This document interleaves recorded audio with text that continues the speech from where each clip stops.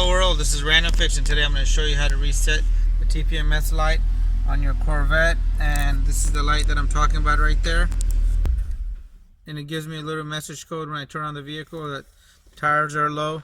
So the first thing you want to do is come to the driver's side door jamb and look at this little sticker right here. This lets me know that it's 30 psi in the front, 30 psi in the rear, and you're going to need some kind of air compressor.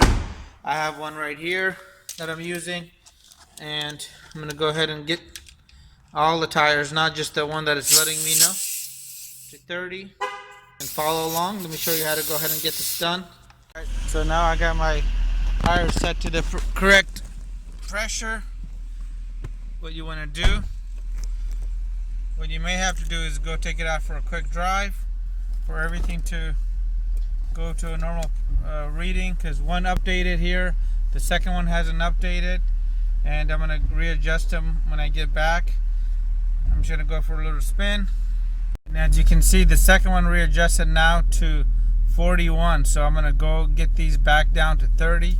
But what you don't want to do is, in case you have a compressor like mine where the gauge is really off, you want to make sure that you go drive it instead of just keep putting air in and relying on the actual gauge here, thinking that it's accurate.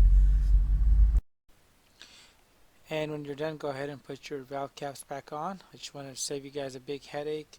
Instead of just keep pumping up the tires and relying on the instrument cluster to give you the correct reading, and that the TPMS sensors on these vehicles will turn on after you've dropped down at least 6 pounds of pressure. And if your light is flashing, I'll have another video link for you guys below.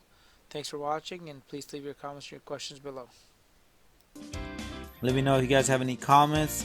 Hit the subscribe button, and I really appreciate your continued support.